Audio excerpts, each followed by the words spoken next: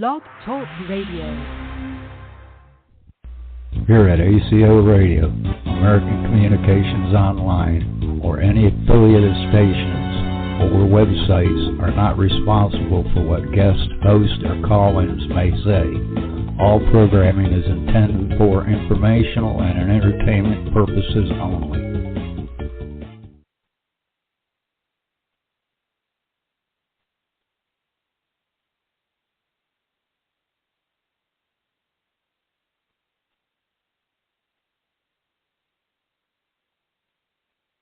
Dialed in on the radio. Let me dial in again. You're on the radio right now. You're on the radio. I just merged your call in. So okay. Go ahead and introduce yourself to everybody, if you don't mind. I've already started. All right. Well, good afternoon. Sorry about the minor delay here. Anyway, my name's Richard Knight. I'm basically was born with 14 senses and completely aware of who I am, where I came from, and I was never separated or disconnected memory-wise in any way, shape, or form from God or the source of all creation. That said, naturally I was, I've had 14 senses instead of the regular 5. That's a clear sense to every of the 5 senses, plus an additional abilities to levitate, to use telekinesis, which is the moving of objects with your mind, empathy, and the ability to create fire in the palms of my hands, and all kinds of strange things. So as you might imagine, a lot of people consider me the son of the devil. Anyway, my life has been interesting. It's been filled with all kinds of supernatural and paranormal events. I see and talk to spirits. I sense spirits around me. I can see angels. I've had conversations with angels. I've had conversations with ETs. I've had conversations with all kinds of entities from all kinds of different dimensions and so forth. So yes, I'm a very, very extremely sensitive and gifted individual. However, I would also reflect to you, the audience, that all of you have these abilities. They just lay dormant, and you just have to give yourself permission to develop them. So, I am in the process of publishing books. I've written poetry. I've written novels. And I've been a licensed civil criminal investigator for over 45 years in 26 states. I'm also former federal and state law enforcement. I'm also prior military. So I've done a lot of different things for our government and also a lot of different things in the private sector. I am a given individual that has always driven themselves to help and serve other people and to help and benefit them in any way possibly that I can, whether it be through our legal system, whether it be through spiritual counseling, or whether it be through hands-on healing or distance healing, as I am a Reiki master. So that's pretty much the short and sweet of me. TJ? Okay. Thank you very much. We've had a lot of philosophers and mystics and poets throughout time on the radio show, and many authors that have written books and articles on life and on mystical visions and trances. And I thought today we'd just discuss a lot of this stuff for the Ascension Age Awakening awareness that we're aware of, and the Ascension Age being really after the 12-21-12, but we moved it, saying basically it became... let's say 12-21-12, we turned the 21 around and made it instead of 12-21. But so 12, would we say 12-12-20? 12-12-20 was a very powerful portal, of course. And, of course, now we have hopefully merged into 2021. Getting the numbers all jumbled together for some reason. Anyway, it's all good. Some people are not believers in whatever we're doing that they can't see physically, or it's not tangible, something hardcore tangible in science. But we're right at the cusp with those in neuro or brains, the study of brain or the study of mind, and a lot of people in quantum physics are doing the metaphysics of quantum physics and scientific laboratories and finding out a lot of the things we've been talking about with all the branches of parapsychology that always led us back to study ancient wisdom teachings. And we talk a lot about doctrines and all over the sacred, literatures of the world. that include the Christian Bible and the Torah and the Kabbalah, and the Emerald Tablets and the Dead Sea Scrolls and anything you can imagine that's been left as proof. So we don't know if you would consider that we've taught philosophy and history and religions, mystical facts, but we've noticed a lot of people put a lot of things under esoterics. Now, I've got this under paranormal as far as the topic goes on Blog Talk, and I've for years was just paranormal, and then I've been doing spirituality shows where that's gotten to be more people that tune into Blog Talk are those that want their fortunes read or psychic readings, which Richard and I do. But we're also doing our best on Wednesdays and Sundays to give you the best life experience towards becoming a better reality. And there's many groups out there that are doing just that, so people don't have to feel alone in cyberspace. It's pretty lonely out here, but radio waves give us a way to contact each other weekly, and then we have YouTubes that we put up for lessons in life, and hope that you understand that you're all welcome to join all of us. And Richard and I have been doing what we can to talk to each other and learning more about each other and our concepts of consciousness and karma and reincarnation and life after death and all the things he talked about himself, having really a true understanding of what we believe life is, because everybody's truth is forever changing. It's relative, even like time and space. You have to have 3 dimensions plus one in time to know where you are. They call it space-time. But in this lifetime, we've noticed that we're changing responsibilities, and in the next 20 years, we're going to have less people on the planet. Not that we're in our baby boomer years, and there's not as many children being born. They thought, the Chinese, they believed that one child only, and it still didn't matter, that everything was already programmed into them to only have one child,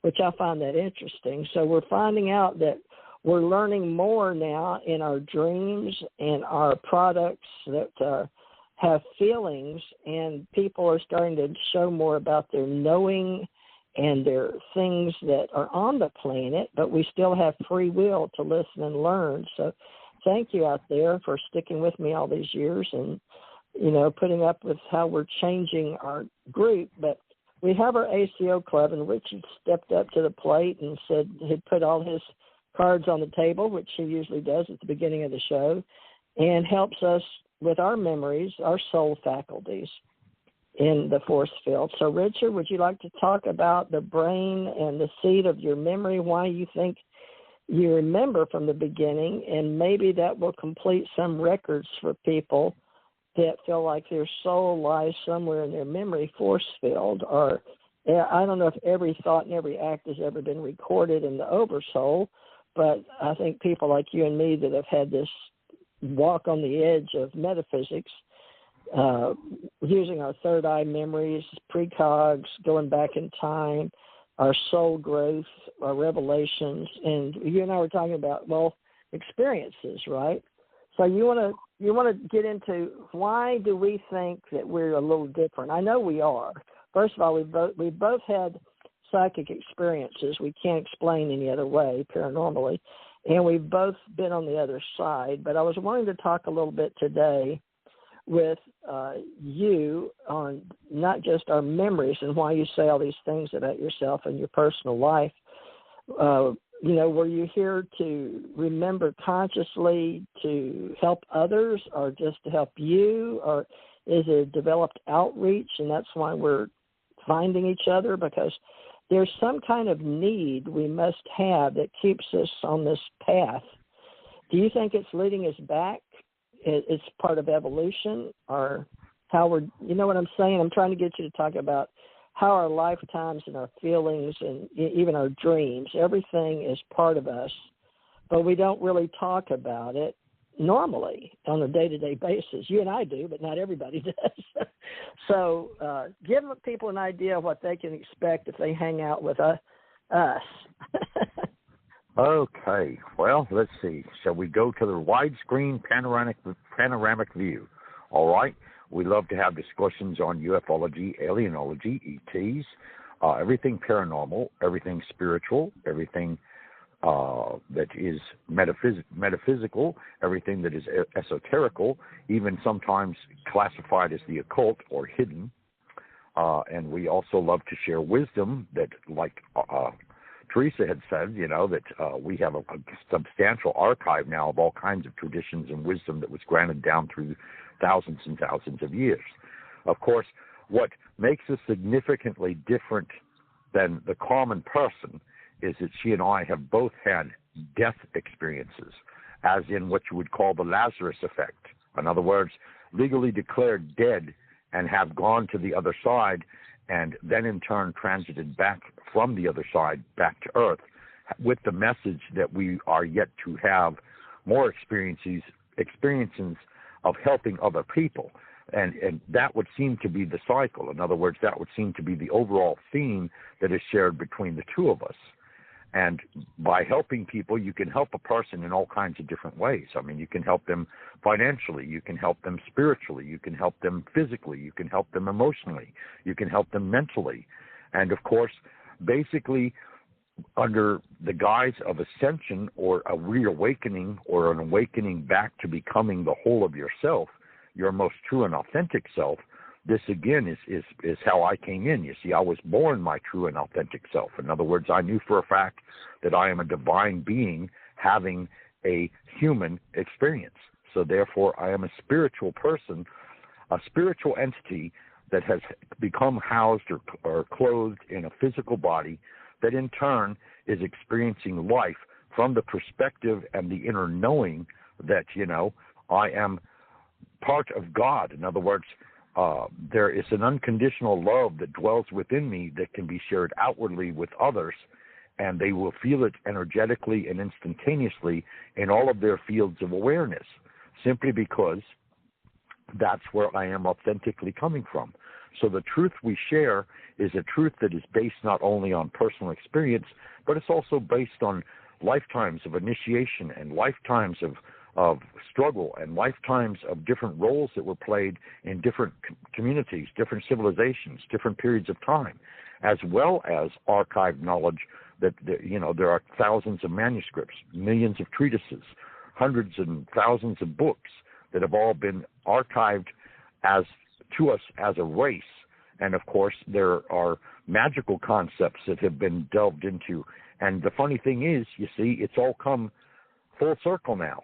All right, because you have science that is actually stipulating that they are, in fact, validating spiritual and religious concepts that had only been talking out your head previously. Now science is coming forward with quantum physics and saying, yes, that in fact human beings are pure essence energy, and their essence as an energy person or an energy entity can be measured scientifically in all kinds of different ways. And I mean, in the past there was Kirlian photography, which basically showed that a person had an electrical field outside of their body and that the person themselves can actually control that field. Of course, now we refer to that as an aura or your electromagnetic field. And of course, when you're very depressed or you're very deep in thought, your electrical field compresses and goes almost within an inch or two of your body. However, when you are joyful and happy and just ecstatic, it has been measured as far out as 500 feet around that given person. Now, of course, so with that in mind, as human beings and with an electromagnetic field, we are constantly bombarding each other with our electrical energy, and we are influencing each other. And this is why basically you could say that man as a species is a very social person or a social being, because we don't like to be alone, but at the same time we also need periods of being alone. So by hanging with us, you will have an exploration of all of the above, and even topics that we may even get into simply because it arises genuinely out of a spurred on thought. Because again, another thing that Theresa and I share is an insatiable curiosity. You see, we are truth seekers. And every time one question is answered, it spurs on another 4 or 5.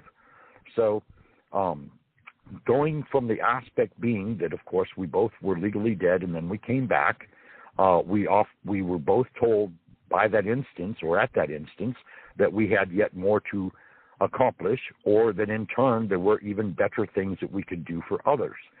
So you could say that a person, as far as a spiritual entity is concerned, you were created perfect, okay, before the eyes of God and Goddess, or whatever you want to call the creator of all, source of all, ancient of days, whatever name you wish to give them is irrelevant. As long as you identify that there's a source or a power that exists beyond your own personal being, that is all that is necessary. And you can even be an atheist, okay? Because even atheists don't believe necessarily in the word God, but they also give credit to the fact that oftentimes they have events in their lives for which they have no explanation. Well, if they have no explanation of it, it had to originate somewhere. There had to be some kind of consciousness behind it that originated that action or reacted, or that particular stimulus, or that particular experience, or that particular situation, or what have you. And we have in fact created a church, of course, the Ascension Church Ohana, and the word Ohana, of course, is Hawaiian, meaning family gathering. Okay, and this is an Ascension Age church because that is what we have gone into now. We are now in the Ascension Age. We have left behind the stages of metamorphosis that have brought us to being where we are now. So in other words, like I was saying, science is beginning to substantiate religious thought or religious experiences and so forth, because quantum physics and neuroscience are substantiating that, yes, the brain creates electrical waves and goes into various wavelengths and so forth, and it also creates chemical alignments within the body so that in turn it sends neural signals throughout the body, and all this kind of thing. And it's all coming together as one amalgamated whole to say and substantiate that, yes, you are not just your body, okay? Your personality is far more than just what you believe your conscious awareness as a human being. Your personality is what you would call your soul, or what I like to call your soul, and then beyond your soul is your actual spirit, which is the spirit being or entity that you spiritually are as you were created. So you are a spirit being that has a soul, which is the personality of your spirit, just as the ego is the personality of your mental consciousness here as a human being. And you bring it all together. It's all tied in together, you see? And we each go through stages of learning, okay? And some come here for only one chapter or one set of lessons, and they're gone. And then another one may come here for thousands of lessons, or they may devote themselves that in the process of them accomplishing their lessons, they also brighten the possibilities of those around them at the same time. And of course, historically, you can look back and you can say, yeah, there was Buddha, there was Christ, there were a number of prophets or a number of sages that got our civilization and our history as human beings or the race of mankind. And each of them basically were all telling you the same message. And that is that don't become completely engrossed and completely sucked into what you see outside of yourself, because in actuality, that is to a large degree an illusion. What you need to do rather is to turn your conscious attention and your focus inwardly, and that's when you begin discovering who you truly are and not what you've been programmed to believe that you are in existence regarding your simply being a human being, okay? So we're saying that, yes, we love you all with unconditional love, okay? There's no hidden agendas. There's no specific goal. There's no specific place or plateau that we have to go to or anything of that nature. Yes, there are plenty we can reach and help you reach if you so wish, but, I mean, it's not mandatory. You see what I'm saying? This is like a brother and sisterhood of mankind coming together to ascend, to awaken, to become who they truly are. And, of course, from my vantage point, I had the advantage that I came in already knowing who I am.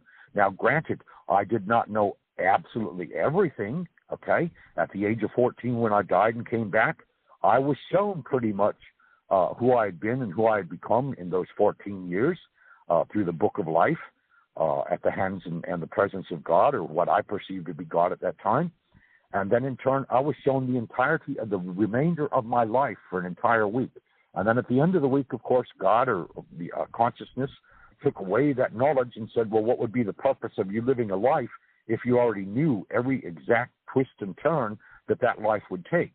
That would be boring as the devil, and what would be the point of it? You wouldn't really learn anything, because in actuality, you will have already experienced what you're about to experience. So that knowledge was wiped from me, okay?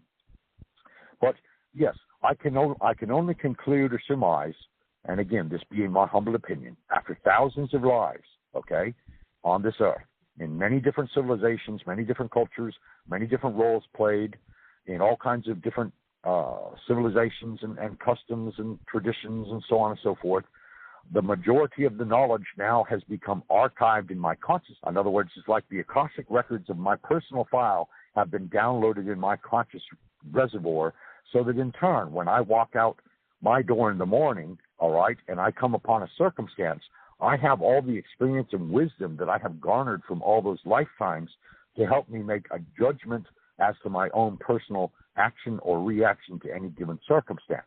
So again, this plays to my advantage.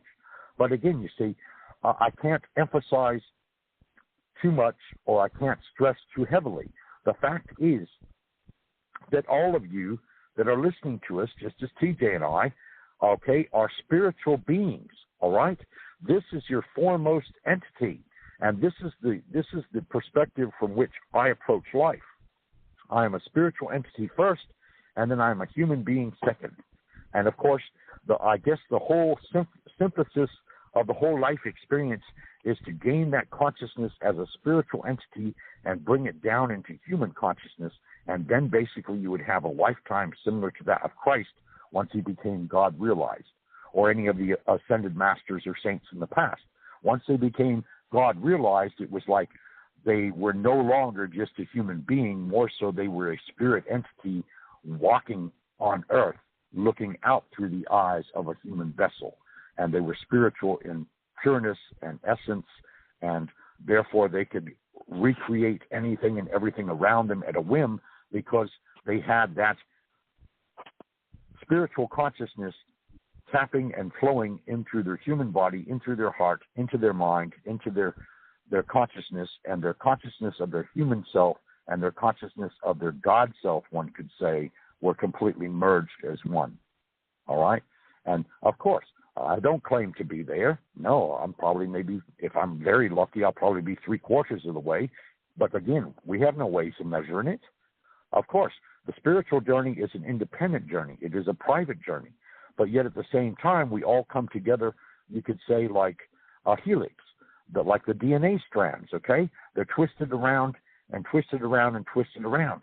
And lives are just like that, okay? We agree to meet at a certain point in time to better each other, to push each other maybe forward when we ourselves don't have the energy, or we don't have the enthusiasm, or maybe we're depressed, or maybe we're delusioned in some way. And a friend comes along and lifts us up and says, no, you're special. You have that ability. This was made for you. This is what you're meant to do. So step out and go for it, because there's nothing stopping you but you. And that's a fact too. You see, the only thing that ever gets in our way is we ourselves. So yes, when it comes to belief and faith, again, those are very personal concepts.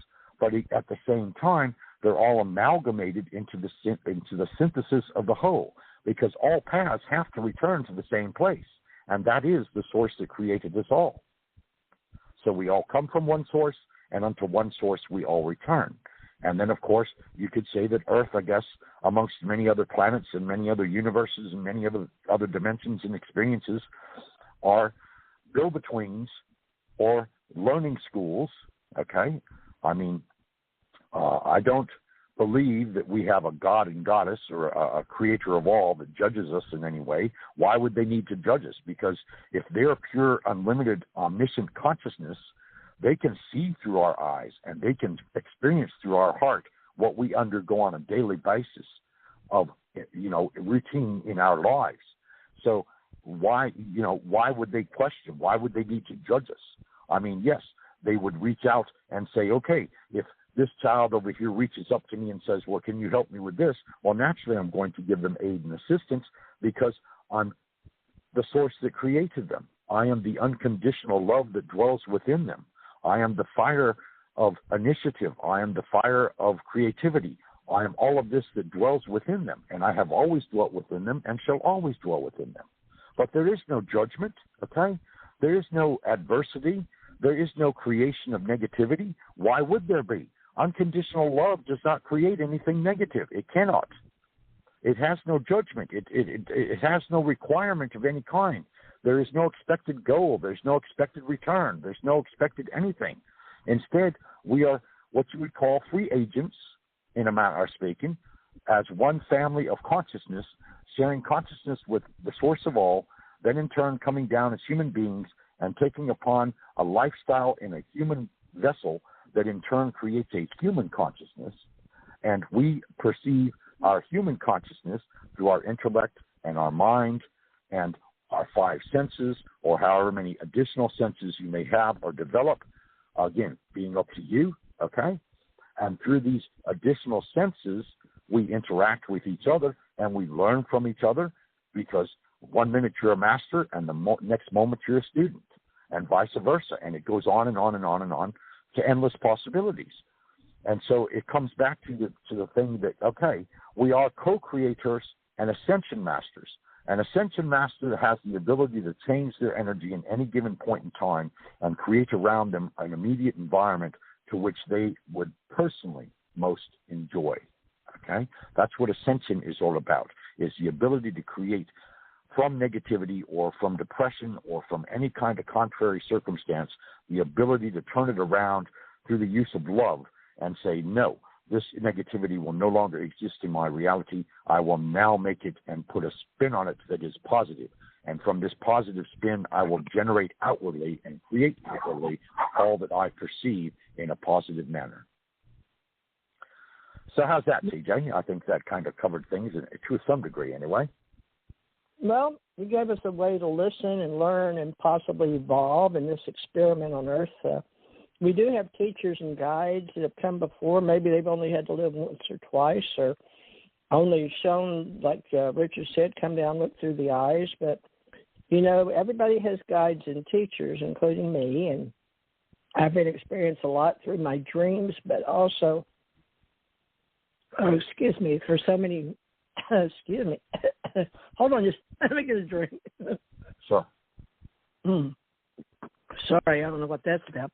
But each of us have a teacher and a guide, and some people have many.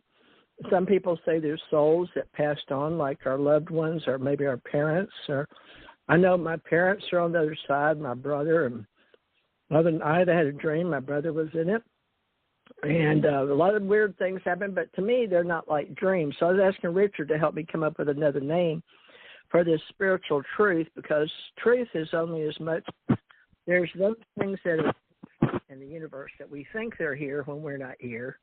And we, even though God is everywhere and everything, and God is love, the master souls that overcome all earthly desires, they also go and teach in other realms of existence and dimensions. So I've come to realize, after dying and coming back and dying and coming back and watching my loved ones die and not come back, why am I still here? I wasn't very comfortable missing my husband and my brother and my two brothers and my parents. And these are questions that I believe we're allowed to ask in our conscious minds, and they're mysteries to our minds because we never really get an answer. So taking on the responsibility to evolve is the only guidance that I've been given from other earthly counterparts or other earthly souls, but I don't know that they were really earthy.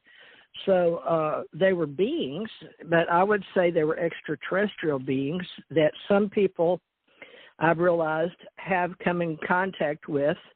And we have a history on the planet, and one of the oldest with Enoch and Methuselah, those stories, and some different ones with those from the heavens came, the giants and the Anunnaki, and all those stories, whether you believe in them or not. There's a lot of people that watch History Channel will see those that follow the ancient aliens and conspiracy all that will tell you that just change the name, like Eric von Daniken said when he was a scholar and read Hebrew, and changed the name and changed the words to match the time. So he said, like, change angel to extraterrestrial. But I don't have that same feeling, but because I still feel like that what we wrote about angels was a different class from what I can see and what I've read with Enoch, the Book of Enoch. And if you haven't read it, please do so or go and listen to it.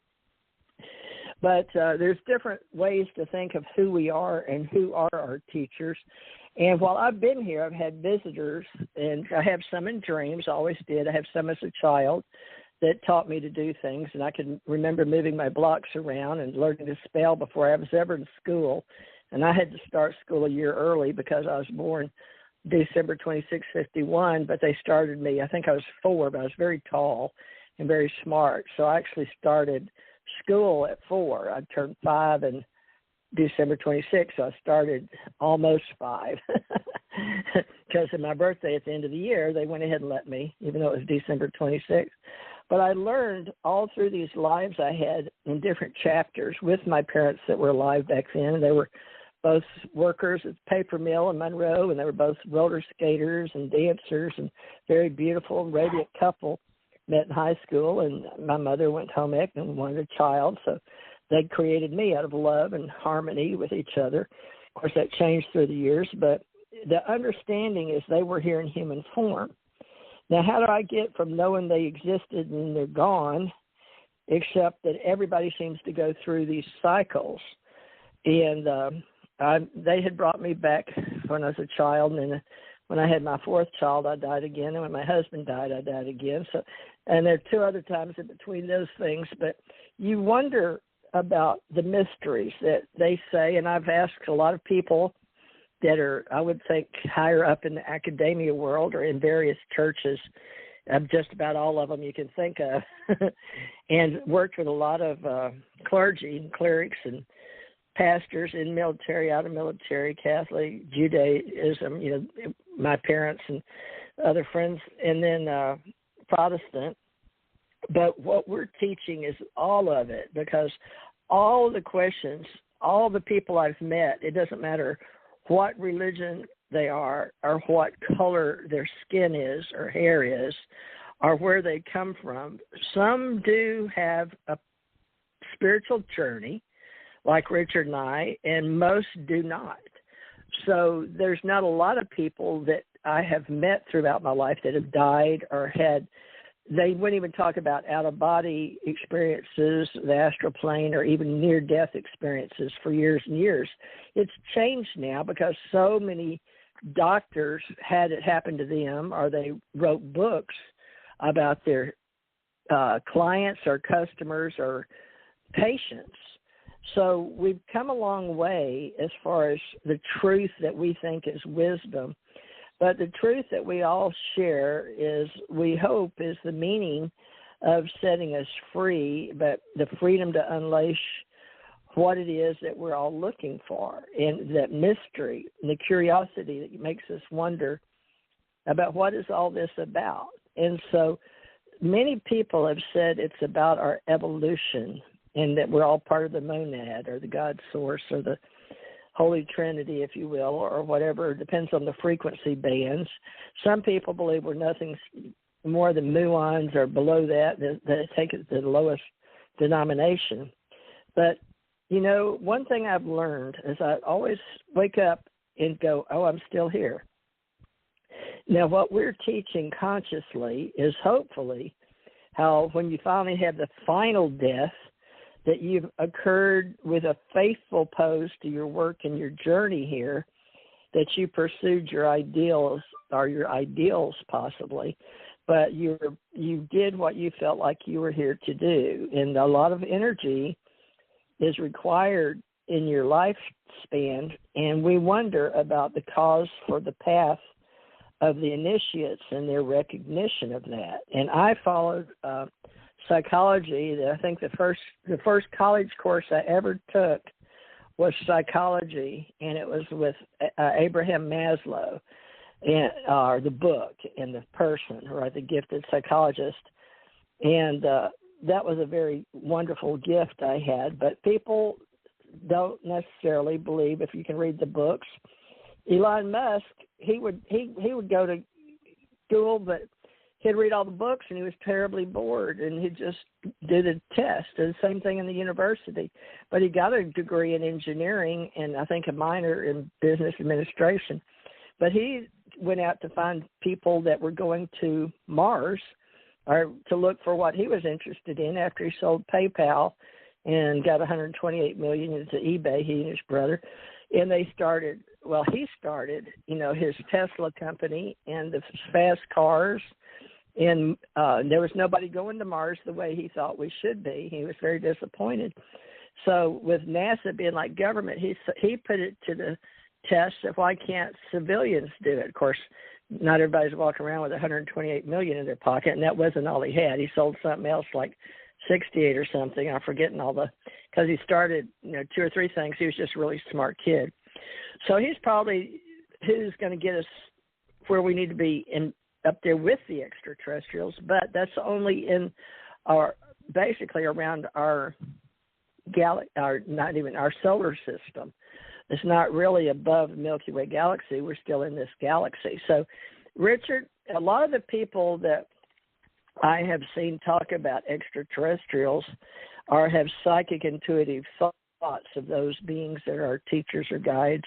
They don't know exactly how to talk about it seems like they want to talk about science versus religion instead of thinking extraterrestrials could be those we've always talked about, and they've always come before, and we talked about those from the heavens came, whether they be Anunnaki or Nordics or Andromedans or Universal Host or the Supreme High Council or the Federation, like we grew up with Star Trek, and that was Gene Roddenberry and the Ennead 9 from Egypt, which you've studied, the gods and Coptics. But it's all the same story from what I can see. But how can we convince people? Probably not, because they've got to experience it, but that we're on the up and up with what we feel like we've experienced. And I have beings that want to educate me, and I think from what I can see from people, they believe they are their teachers or guides. They may or may not be relative. How do you feel about that? Because you've had some experiences, and we talk about the ascended masters like Jesus Christ, Buddha, all the ones of Maitreya, the Eastern philosophies, all the ascended masters. But how do you feel about those in between? That's what I'm having. I think we're going to have to come up with some new words of the time, you know what I mean, to cover all those like Eric von Däniken, Chariots of the Gods, and extraterrestrials.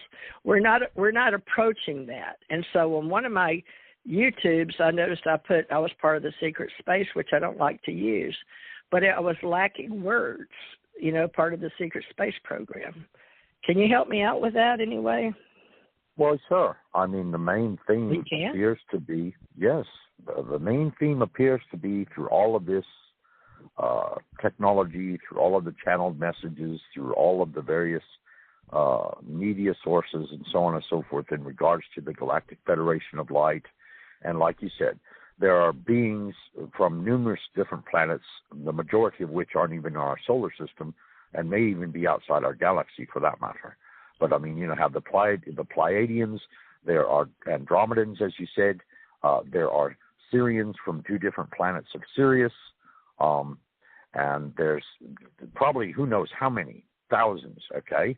And the frank thing, the overall theme appears to be that they are coming to us with love and acceptance, and that would indicate that, you see, as spiritual entities, we are not just based upon this earth and limited to this earth alone for experience.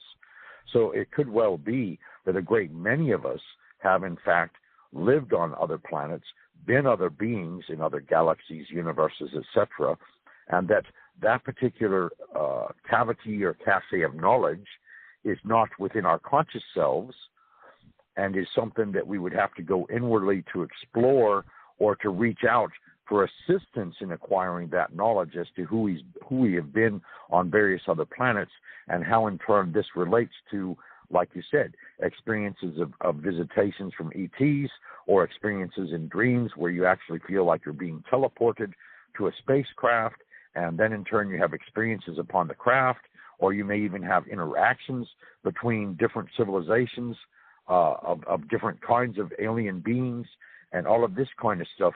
I think it radiates to me that we are all substantially the same.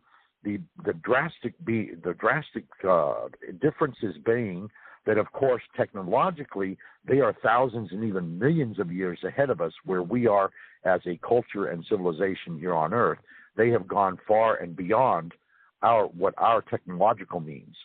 So we've had like glimpses of the technology within our civilization accruing and amassing a great deal of strength and a great deal of wisdom, such as Atlantis and Mu, and even Egypt to some extent. And then, of course, like you said, there's a great deal of controversy. Well, how long and wide have their influence actually influenced us as our civilization and as our cultures sprang up all over the planet? And, are we nothing more than a group of colonies that originally came from other planets to begin with, and we are terrestrials now upon the Earth in regards to, colonizing the Earth and then interacting with each other and all of this kind of thing?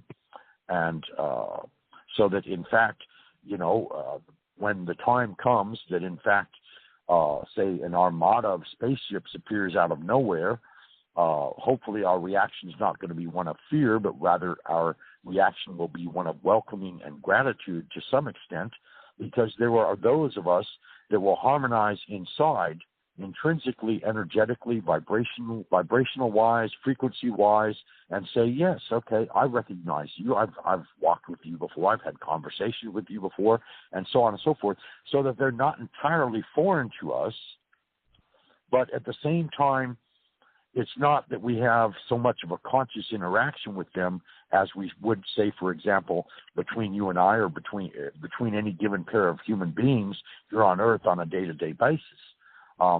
They appear to us in our dreams. They appear to us in out-of-body experiences. They can appear to us telepathically, intuitively, in very high realms of vibration. Where mental thoughts, in other words, it's like they have to lower themselves to a certain extent vibration-wise, and we have to raise ourselves to a certain extent vibration-wise, so that there is a communication level where actually, communication transpires that makes sense. So looking for a word that would actually to bring about this conceptualization, I don't know what you would say, extraterrestrial humanity. I mean, because we're humans to some degree, but we're also aliens to another degree, because we're relating to and having conversations and interacting on a personal basis, even physically to some degree, with other races at other times in other places upon their ships, in other dimensions, in other galaxies, in other planets, and so on and so forth. And again, you have to take the understanding that you as a spiritual being are not limited to any one given reality, any one given dimension, or any one given thought stream, okay? So, yeah, we may have this physical body and be conscious as human beings right now, but we could also have 4 or 5 other bodies out in space somewhere on other planets and so forth, and actually be leading perfectly normal lives as aliens upon them other planets. And the only thing separating us is what you would call our higher self, or what you would call our in-between consciousness. In other words, I guess you get to a level, intelligence-wise, as a human being, your intelligence can only leap so far. And then in turn, your higher self is the go-between between your human consciousness and your spirit self. And your higher self is very much aware of everything that you are doing as a spirit, where it be if it's simply limited to one life here on Earth, or it's one life here on Earth and a half a dozen other lives in other galaxies and other planets and other universes and other dimensions all at the same time. Because naturally the time concept, as we understand it, is two-dimensional. It's a straight line that goes either backwards or forwards, and of course the middle point is the now point or the 0 point. Whereas if you go away from this planet, time in actuality is a circular event. And so as a result, because it's a circle, everything is constantly flowing together at the same moment. So you could say that you are experiencing your past, which laid the foundation, your present, which is the current experience, and your future, which is the events that will be coming about because of the combination of your past and your present in the now. So the time loop condenses and conforms, and it all becomes one reality in one given moment, which I realize that's kind of a far out there concept to understand, but I think you grasp what I'm saying. In other words, the past has laid your foundation, all right? That's all the experience and all the wisdom you've garnered up until now. Your present moment, of course, is all of your current experience and all of the information that you're constantly downloading. Oh, and by the way, in answer to your other question, do we actually store or record everything that happens to us? Yes, we do. And that's where we get the Akashic records. They are like a movie screen recording constantly everything that is happening to us. Our breaths, our intuitive thoughts, our conscious thought, our intellectual thought, our emotional state of being, our moods, our physicality. It's all going on record because when we pass to the other side, this is what we get to review to see if, in fact, we had completed our contract with ourselves, in a manner of speaking, to say that, okay, well, I'm coming down here to learn such and such and such and such, or to accomplish such, and after I've done all this learning and all these accomplishments, have I succeeded to the degree that I no longer have to come back? Or if I do come back, maybe it'll be in a different form, such as an ascended master or an angelic being. Or, I mean, you know, here's another thing, okay? No one ever dies. The word death itself is nothing but the word change. That's all it is. And that's the only constant throughout the entirety of creation is change. There's absolutely nothing that is static. Everything changes, even on whether it be solely on an atomic or molecular level. Even the human body changes. It dies and renews itself every 10 years. Okay? So when you have a disease, of course, that is saying that there is something that is amiss with your spirit, and your spirit is trying to transmit that information to you. And if you don't listen well enough, then, of course, it becomes problems within the human body that can, in fact, be resolved by your spirit, but you have to, again, be attuned with your spirit. So you have your past, which is your foundation, okay? In my instance, maybe 1,000 lives that have been archived with all the experience and wisdom to be garnered from there and driven, collected from and reviewed and so on and so forth. In others, the majority, of course, we all share an Akashic record or a hall of wisdom, per se, as a race that records all of our various lives as we actually experience them in the here and now. So when a person passes, okay, their spiritual self leaves the body. In other words, their energetic being leaves the body, and it is their energetic spiritual being that is animating this body in the first place. So if you take away the source of animation from the being that's being animated, of course the body itself dies. But the spirit is eternal. It's immortal. And so from one aspect, you could say that we can be harmed, and from the opposite aspect, you can say, just as truthfully, no, you cannot be harmed in any way because you're an eternal spirit. You cannot be harmed unless it were to be the source of all that decided to harm you. And if the source of all is nothing but unconditional love, there is no reason for the source of all to harm you. Rather, it would be nurturing and cocooning you so that in turn you learn from these drastic and sometimes often traumatic experiences that we have to understand the wholeness of the being that you are, that you barely perceive while you're in human condition. So the human body dies, the spirit goes back to the source of all, and you review what life you've had here, and then in turn you make a determination, well, is there more you could learn by coming back here? Or have you gotten to the graduation point where you walk across the stage and say, okay, I came and I did Earth, so now what's next? Okay? Or maybe I came and I did Earth while I was also doing Andromeda, and I was over here in Orion, and I was over here in the Pleiades, and whatever the devil. Okay? Your higher self I believe, has the conscious overview of all that you are in your entirety. And I think that's bringing that down into your consciousness would probably be such a grand overload that it'd be, I don't know. I mean, I can't even perceive it to some extent. Now, spiritual entity, yes, it's very easy to understand that I am a spirit being and that spirit becomes foremost for me in everything and anything that I propose to do or that I experience or that I relate to or interact with or anything else. I always place spirit first because my spirit is more important to me than my human consciousness is. And it has always been that way. It was the way I was born, and it will never change, okay?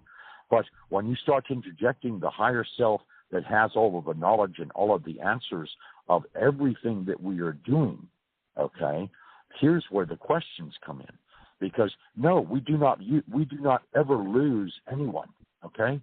Anyone that was a loved one to us and dearly cherished and deeply loved has not left us.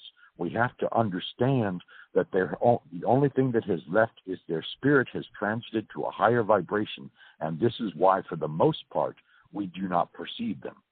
But again, you see, there are those of us like myself and like TJ and a couple of hundred others that I can name most easily, all right, that in fact do see spirits, and they are mediums or they are channels or they are both, or they are sensitives in the fact being that they see the spirits of those that have left their physical selves. Because none of us die, we only change, okay? We are immortal. You cannot kill that which is immortal. Immortality speaks that it is an ever-inclusive figure eight that constantly goes round and round in the shape of an eight, the infinity symbol. That is basically your immortal self, all right? Now, yes, you can go through all kinds of physical trauma, mental trauma, emotional trauma while you're here on Earth, but does this actually affect your spirit? No, it only affects the growth that you are attempting to achieve consciously while you are here in school or by whatever means you wish to word this experience that we're having shared on Earth, okay? So they are always among us. Now, they also have choices, okay? They can come back instantaneously and be a newborn child if they've got other lessons they want to learn or they've got other knowledge they want to share or other things they want to experience that they didn't get around to. Maybe they didn't complete their bucket list even. Who knows, okay? I can't say because naturally we are all free and independent, yet at the same time we are all definitely related as one family of man, as one consciousness of God. And so we share this consciousness as a spiritual family first, and then in turn as a human family second, all right? And that's not to say, that's not to belittle or to downgrade or speak, anything mean or negative towards any of the relations that we have, regardless of how bumpy a ride they may end up being. But you have to understand that we, in some ways and some regards, we're also reflections of each other.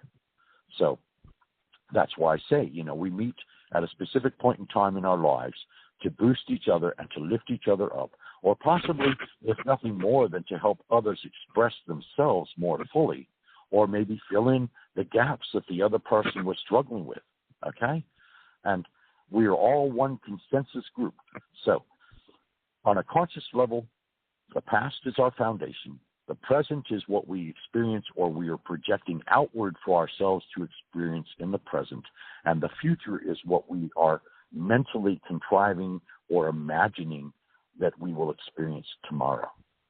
So if you put it in that context, you're only talking about 72 hours. And if you combine it and condense it down even farther, you can get into what science relates to as the quantum field.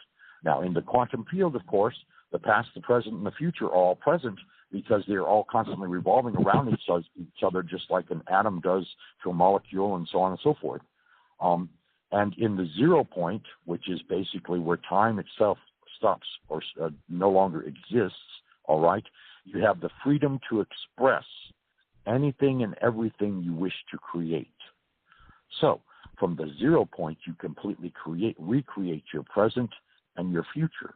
You're not worried about the past because why would you want to go back and attempt to change the past? You really can't because the past is already written. So you're only dwelling on the positive outlook and the positive experiences that you can create in the now moment, which is a combination of the present and the future. And this is why science and religion have basically come together and substantiated each other, because science is proving that religious espousal of wisdom is in fact and not just, talking out your head or whatever. And so then you bring into all the medical sciences and all the physical sciences and all of this kind of thing, and mathematics, of course, which has been around since man's been invented, basically. And then, of course, you bring into the fact that there are other beings out there. Well, it only makes common sense when you think about it. I mean, it used to be that mankind thought they were the only species in the entirety of creation. Well, that's just absurd. I mean, why would an unlimited consciousness only wish to experience itself in an outward basis or an outward projected basis that would in turn project all the knowledge of that experience back to themselves at any given second? Why would they limit that experience to only one species on one planet? It doesn't make any sense. If they have unlimited possibility and an unlimited imagination, which we have a small portion of, or at least we seem to do that, then in turn, it would only make sense that there are all kinds of different beings on all kinds of different planets and all kinds of different galaxies and all kinds of different dimensions and all kinds of different universes and so on and so forth. So we are not alone, okay? And that's another strident point, you see, as TJ mentioned earlier. We have never, ever been alone, all right? When you are born, you have a guardian angel, all right?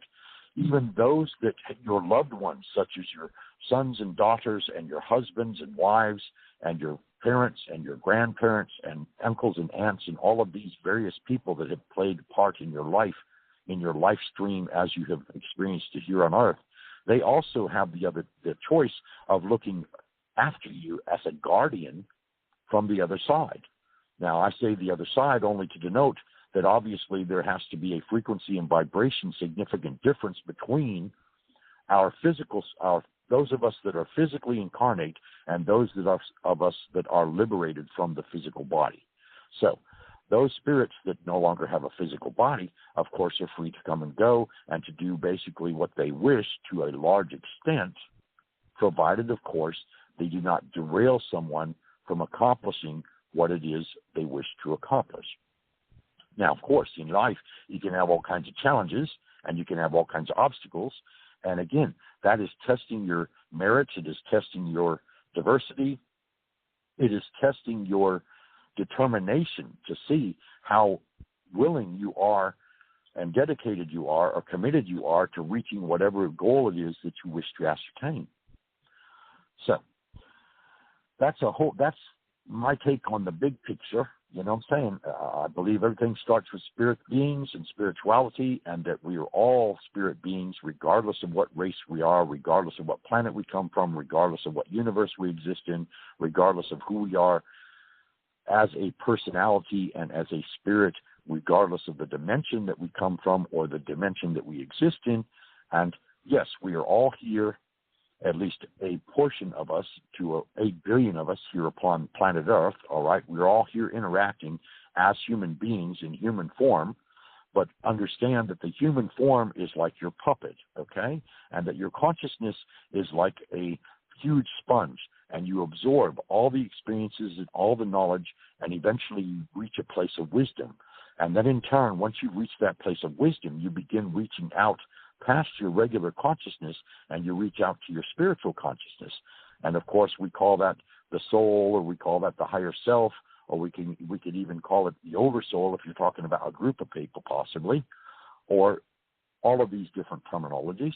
And they are all stipulating that we all know each other to a large extent, and that we all continue to interact with each other to a large extent, whether we are physically bound in a body or whether we are spiritually free as spiritual entities in other reality. Now, the ascended masters and the angels, again, they vibrate at a higher frequency in a higher dimension than we ourselves normally consciously experience, okay? Now, I mean, there are those that have meditated for years on end, and they can go into what I call or refer to as the zone. And once you go into the zone, the doors are all thrown open, and anything and everything absolutely goes.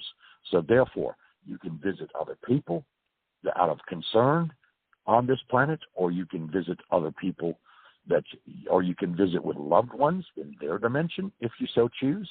You can visit with aliens. You can visit with extraterrestrials. You can visit with ascended masters. You can visit with teachers.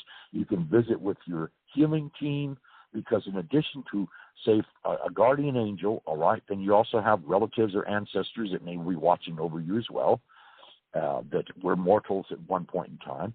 Ascended masters, some of them have been mortals, some of them have never been human at all, but they are called ascended masters. Why? Because they have the understanding of having graduated from this school of knowledge and this school of wisdom in one way, shape, or another. In other words, either they absorbed all that could be intellectually and profoundly understood on a wisdom level, and that is why they ascended to a different frequency and vibration and to a different dimension, and that's why they reside there now. Or they may, like we say, have just walked the earth a couple of times and then all of a sudden decided that they were tired of this, or they had accomplished whatever it was they set out to do and no longer need to be here anymore, and so they ascended and they're back in a different dimension again.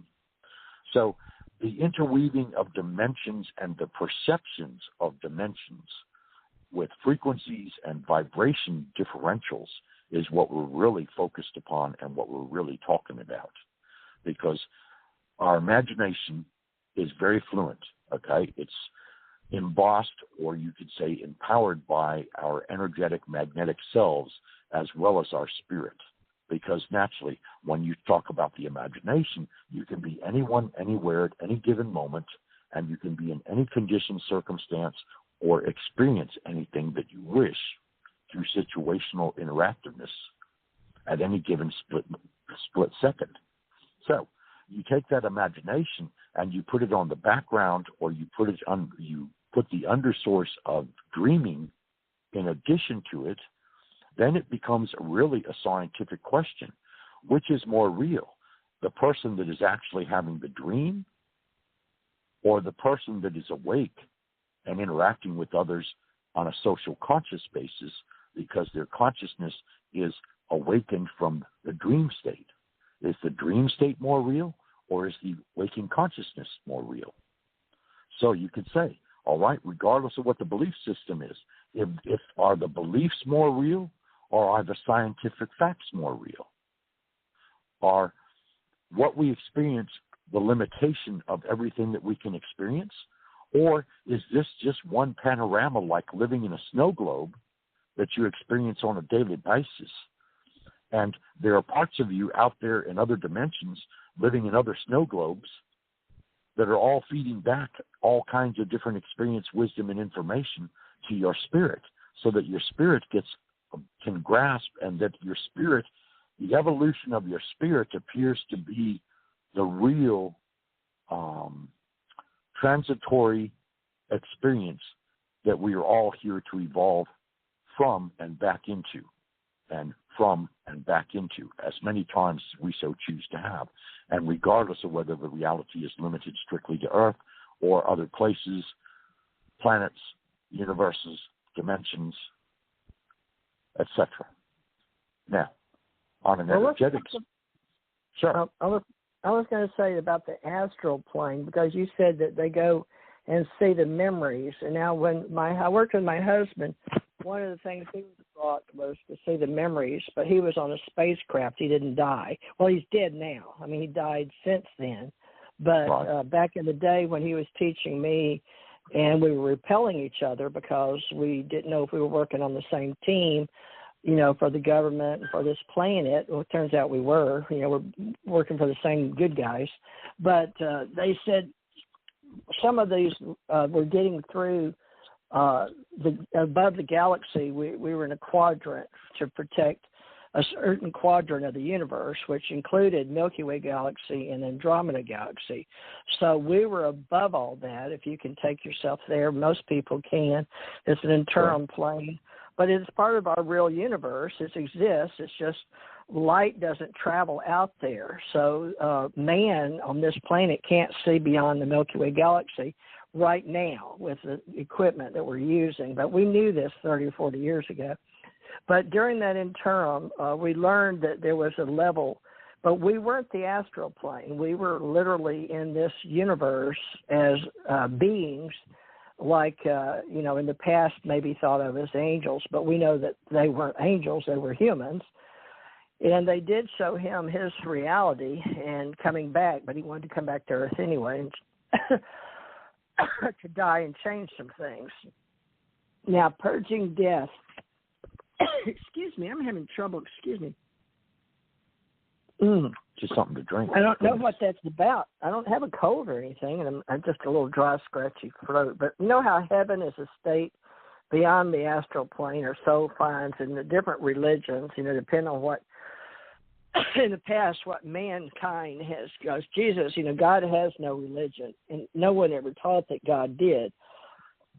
Except the powers that be that got together, all those before the Roman Empire. We'll just say most humans that are walking the earth only know of the Roman Empire, and then the King James Version from Constantinople, and King James having that. And it is the number one book published in the world, the most published book.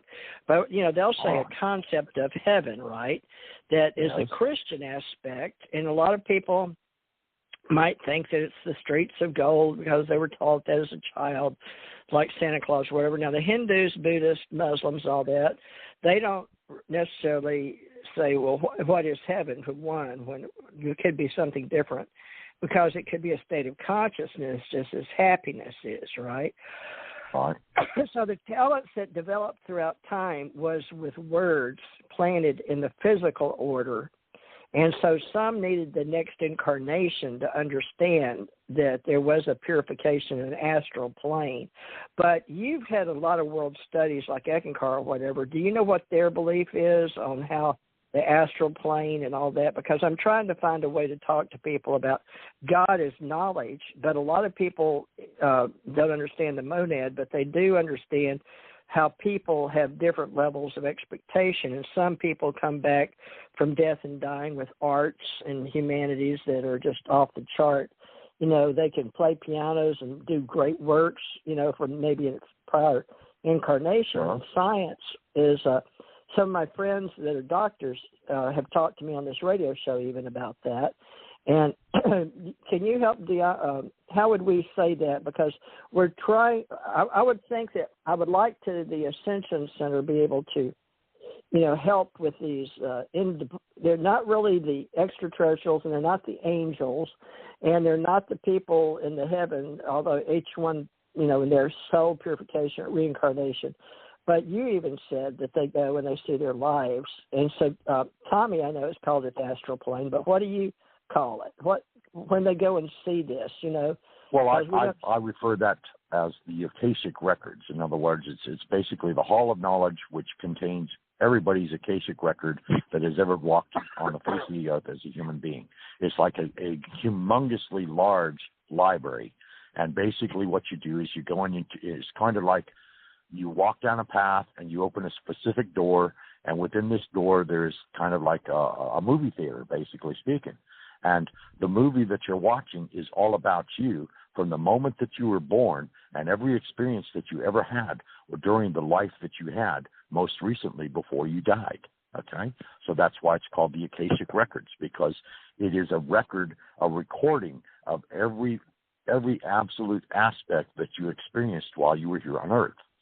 Now, the astral plane, I would kind of segment it out there somewhere between the dream state and what you would say would be,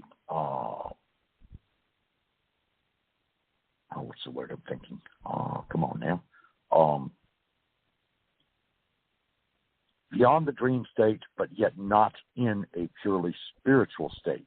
In other words, the astral plane is where we can go and we can meet each other, Okay, the astral plane is one where you can go and meet other human beings, regardless of where they reside in the world, regardless of what state of consciousness they are at, whether they are in the dream state themselves or whether they are alive, consciously awake at the time.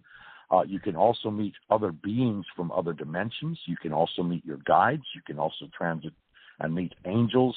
The astral plane is just that. It is like the astral form of your physical self that has been energetically composed to meet other beings and to have other exchanges of information and knowledge and wisdom with other beings, regardless of whether they are other earthers, as we are currently now because we are in an earth body, or in fact beings out of other dimensions or out of other realities or what have you. But it is beyond the dream state, because in order to reach the astral plane, your consciousness has to physically leave your physical self. In other words, what we identify as our awakened consciousness, that we identify as ourselves or our ego, so on a psychological basis, what we identify as our persona and our personality and all that we experience as us, leaves our physical selves in the bed or in the chair, recliner, whatever it happens to be, and our autonomic nervous system takes over and regulates and runs our body, okay? There is alleged to be a silver cord that connects between the body and your astral self, so that in turn you never get lost while you're on the astral plane, or if someone attempts to divert you to some other reality besides the astral plane, you always have a way directly back to your body, because the main experience that you're experiencing at this time is the physical reality that you experience as a waking conscious being inside your physical self. So the astral plane is like a mental state, in a manner speaking, because it's your consciousness going outside of everyday reality to experience other knowledge, other interactions, and things of this nature, in order to gain insight and to have further experiences that are not limited to having to have a physical being or a physical body in order to experience them. It is a realm that is experienced purely on a conscious level. And it's an energetic state of being where your consciousness is energy, and basically you are an energetic being. You can become anyone you wish to be, in any form, in any light, in any vibration, in any frequency, to some extent, as long as that is within your perception of who you believe yourself to be. So in other words, on the astral plane, if I go to sleep tonight, all right, and I willfully take myself out of my body, in other words, I remove my consciousness from my physical self, and I travel to the astral plane. And once I arrive on the astral plane, I have decided that I want to actually experience what it is like being an ascended master. I can, in fact, become an ascended master as long as I am on the astral plane. Now, that does not mean that I can bring back the consciousness and experience and wisdom of an ascended master into my physical consciousness once I return to my body, but I can experience the simulation of that while on the astral plane. So I like to refer to the astral plane as kind of like a meeting place that is outside of the physical body. Whereas when one is in the dream state, all right, you can imagine anything in a dream, of course. Then there are different levels of dreams, of course. You have the dream state that is just dreams. In other words, it's just like watching a movie, and oftentimes the movie is all kinds of disjointed and completely unrelated facts or precepts or completely unrelated incidents. Oftentimes, most people dream or have a review of what they've done during the day, and that's what basically sets the tone of their dreams. So in other words, you're reviewing all of the emotional information and all of the intellectual information that you've experienced during the day while you were awake, okay? Then, of course, after that, beyond that, there is what we call vivid dreams. Now, vivid dreams are most denoted in the fact that you actually see yourself as a participant in the dream, all right? And then, of course, there are what you would call waking state dreams, for lack of a better word, because I know there is a term out there. I just don't remember, because, I mean, all this was, I read a long time ago in the works of Carlos Castaneda and that kind of thing. You know, there was a series of 3 books written back in the 50s, I believe it was. Anyway, the Adventures of Don Juan, okay? And Don Juan was basically a shaman, and he taught his students how to astral project, how to have different vivid dreams and living experiences while in the dream by taking control of the dreams themselves and actually not only seeing them as a participant, but actually conducting the dream as it transpired around them. And so you have 3 different states of dreaming. Well, if you project your consciousness beyond the dream state, then you reach the astral plane, okay? And the astral plane, like I said, is not limited because it is an astral form of yourself. In other words, your energetic body is there and your consciousness is there while your physical self is at home sleeping in bed or reclining in front of a nice fireplace, in a fireplace or on a couch or some other setting that would be most conducive and enjoyable to very deep rest while you're actually perusing the astral plane. And, of course, on the astral plane, we can meet all kinds of masters. We can meet all kinds of teachers and guides and so forth. And in this instance, you're not limited simply because there is no need to raise your vibration to meet them energetically, and they don't have to lower their vibration to meet you energetically because the astral plane accommodates the essence of all spiritual entities. And so it is a meeting place. And that's the best way I know how to describe it and the best way that, you know, I can give details about it. And yes, I've probably been there consciously on a conscious basis because, you see, you can do the astral plane as a projected thought right before or just as you're going to sleep. But you can also sit in a chair and be wide awake and focus and concentrate and actually project yourself outwardly. Now, there becomes a question as to, are we experiencing the astral plane as we're remote viewing? I don't think so, because the astral plane, of course, like I said, you actually have to create your shadow self energetically. And, of course, there is the silver cord that is the reliable connection between your conscious and spiritual, your conscious and energetic self and your physical body. And the two, of course, you know, if there was an instance once where I was questioning, well, what happens if the cord snaps? Well, if the cord snaps, then, of course, you would be freebound in the astral plane, and you would, in turn, basically have to acquire assistance and guidance from either your guides or angelic sources or whoever that would, in turn, minister unto you and assist you in arriving back to where your body is at. But can you actually get lost? No, I don't believe you can. Simply because you are a human being, and in order for you to get lost on the astral plane, you would have to actually experience the fullness of death or the fullness of the ceasing of existence as regards to your physical self. And this does not happen on the astral plane. Yes, you can have negative experiences, but to actually believe wholeheartedly that you die, no, I doubt that would be very, very rare. And yes, there are oftentimes people plagued by dreams where they're falling off of very large, tall buildings or whatever, but you'll note that they always awaken right before they hit the pavement, or they always awaken right before they drown, or they also awaken whether it be an earthquake or a tornado or a hurricane or whatever the destructive force is, right before it hits to definitely change them from being a physically conscious human being into the state of your spirit leaving the body. That event is like put on hold and you return to your body. And sometimes you can awaken very shocked because dreams give you the impression that they are just as real as you were to get up and get dressed and walk out the door. The dream can be just as vivid and very intense, just as though you were, in fact, experiencing it in real life. But again, it is only a dream. And dreams are basically a learning tool that I think we put before ourselves, and it is also a manner in which we gather information. Now, remote viewing is similar to dreaming from the aspect being that we shut down our regular conscious self in regards to that of our 5 senses simply being contained within our physical selves. In other words, basically, a remote viewer is one that is capable of taking their conscious self and all of their five senses along with them and actually go spy on whatever it is they wish to see or whatever they're being asked to review or whatever they're being asked to look on.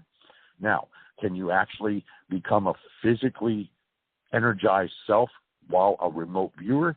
I do believe, again, basing things on endless possibility, that yes, you could become your energetic self, because I know from past experience as an astral being, using what I refer to as my shadow self or energetic self, I have appeared to many people and even gone on camera film, being filmed, or pictures being taken while I'm in two places at the same time.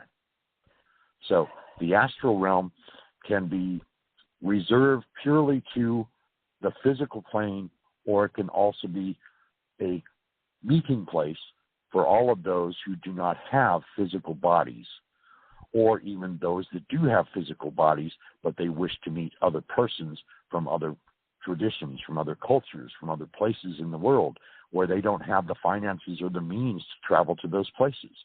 Or like I said, I have used astral projection. I've also used remote viewing when it comes to the concern of the welfare of others, because naturally, if you don't hear from someone for a good period of time, or a pattern breaks where you are in constant contact with that person, then of course you might have not only curiosity, but you might also become concerned for their welfare.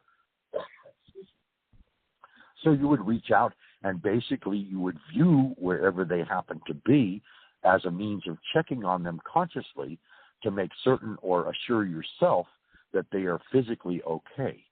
And I have done this thousands of times as well. Remote viewing, that's kind of out there in regards to, of course, it's a lot of classified information. The government has used very sensitive individuals to do remote viewing experiments and projects and so on and so forth. And I'm not going to get all into that, other than to say that it is the removal of your consciousness and your five senses from your physical field of observation, bodily-wise, and projecting it outwardly to another place so that in turn you can view and observe all that is going on in that place. And even so much as taking pictures mentally of various, blueprints or treatises or scrolls of information and things of this nature, and actually acquire them and mentally bring them back to your conscious body once you have finished the remote view. We've had a couple of people hanging on, and we can discuss the psychic center and the mental, astral, and physical plane. One person just got off. I guess they didn't want to talk. But let me see if this person is hi, are you a psychic, or did you want to talk for a moment? I had a question. I was wondering if when you dream of somebody that's passed on, if that's always like a communication from the other side, or could it just be like a memory playing out? Or? I believe it's the true meaning of the person on the other side, but then I see things. Richard, how I told you I saw my brother, but then he went over and got to a side of a tree, but he come out of something out of the tree. So I don't know. The people like to interpret dreams, and some of the famous people throughout the world became very famous for interpreting dreams. But it's spiritual activity from within by activation, but whether all levels of manifestation are of your root center or your Pingala crossover energy in you versus that on the outside. But Richard, what do you say about it? Because I guess it depends on your belief system. Yeah, exactly. But I would say for the most part that actually when you dream about someone that has recently passed over, that you may or may not be conscious of in regards to their passing, because I've had this happen a few times. I've had a dream where, like for example, I saw my grandparents shortly after they had passed and did not actually learn that they had physically passed until some months later when I was actually informed by a phone conversation. But I believe wholeheartedly that when you actually see the spirit of a loved one or even a close friend, or someone that you were deeply attached to, whether it be emotionally, mentally, or otherwise, when they do in fact come to visit you in a dream state, that is actual a portrayal of them coming to visit you energetically in your physical reality. And the reason I say that is because in our dream states, we don't tend to become frightened as easily as we would if all of a sudden, say, you were awake and sitting in a chair and you're having a cup of coffee, and all of a sudden your Uncle Alfred shows up out of nowhere, and he absolutely instantly materializes in front of you to what they would call a complete apparition, okay? In other words, in their energetic form. But you have to understand also that the energetic form can look just as real as your physical self, except, of course, light passes completely through it. So that's how you know the difference between a real physical form and just a spiritual form. In other words, the spirit entity only has an energetic body that is visiting you. And I do believe when they appear to dreams, that is the way in which before they completely part from this reality or this world of existence, okay, they may come to you to deliver a message of well-being. They may come to you to deliver a message to show you where something is at, or they may come to tell you that you need to do such and such. All of these different messages appear to be as though this is information you're garnered in a dream, but in actuality, it is in fact the spiritual essence of that loved one that is visiting you while you are asleep, because you will not normally react with fear because it is going to be someone that you know, and therefore you won't become frightened by it because it's someone that you know, it's someone that you love. And yes, I do believe that we get visited quite frequently in our dream state by all kinds of loved ones. And again, you have to understand that from my perspective and in my humble opinion, our loved ones never really leave us. They're only in a vibrational state that we cannot perceive normally with our physical eyes and our regular physical awareness. They are always, just a few steps away from us energetically or vibrationally, and they are constantly watching us and, looking after us to some degree.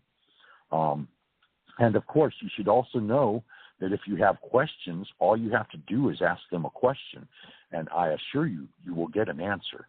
It may not be quite in the means that you're expecting. So, for example, all right, let's say that your uncle has passed, or another loved one has passed away, and once you learn of it, you're grieving. You're going through grief in experiencing that loss. And you reach out to them and say, well, are you okay? Well, they may show you that they're okay by all of a sudden putting in your immediate reality, like around your bed or around on a night table, or say you get up and go to the kitchen for coffee and you're sitting at your breakfast nook or whatever it happens to be. All of a sudden, a book that you haven't seen in years appears out of nowhere, okay? And this book holds within it great memories. It may be a picture book. It may be a photograph book where you actually find pictures of them. And that's a way of their saying to you hello, or to let you know that they're okay, even though you would not normally hear them. You see what I'm saying? And this can happen even in the waking state. Yeah. You don't necessarily have to dream. I hope that answers your question. Yes, no, it does, because I don't know, I had gotten in a dream recently, my aunt, who passed away quite a while ago, she came to me and she was upset, very upset at my other aunt, telling me she's like, kind of mean, and, I was just like, wow, I was just like, wait, am I expecting something? But yeah, no, I do agree with you. I have had one experience when another aunt of mine who was going to pass, who had passed, called me on the phone, and she told me she was coming out of the hospital, and I said, oh, great, I'm going to come see you. And she told me in the dream, no, you can't come see me yet. And I found out like 2 days later that she had passed. So, I felt that message was very direct, but, my aunt telling me about my other aunt, I was just like, oh, well, I hope she isn't angry like that at her. But I understand. Yeah, that's a little bizarre. Yeah. No, but that's and I guess that's very comforting. I love that, the picture books, yeah. Or, it can also be scents. It can also be, like a certain perfume. Or it could be if they smoked a pipe, or they smoked certain kinds of cigarettes or certain kinds of tobacco. Or if perhaps their favorite color was a specific color, and all of a sudden you find like a blouse or a sweater or any other clothing item, even a sock of that particular given color that reminds you of them. Or anything from the kitchen, okay? Let's say that they were famous for their pineapple upside-down cake of all things, and all of a sudden you go into the kitchen, and as soon as you enter the kitchen, you get this big whiff of pineapple scent. And it's so compelling that you absolutely, smell it, and you feel like it's so real that you start looking around for the pineapple, only there isn't any. Just as an example, of course. But, yeah, I mean, right. For one relative to say that they're kind of upset with another relative that is still incarnate, that's kind of bizarre. But then again, perhaps in a manner of speaking, that was a warning that to say to you that, hello, beware that if so-and-so reaches out to you, that they may be in a very mad or mean state of being, you see? You have to always throw a 360 on any given dream or any given situation that may have a spiritual nature to it or a spiritual foundation behind it, because you never know exactly what it is.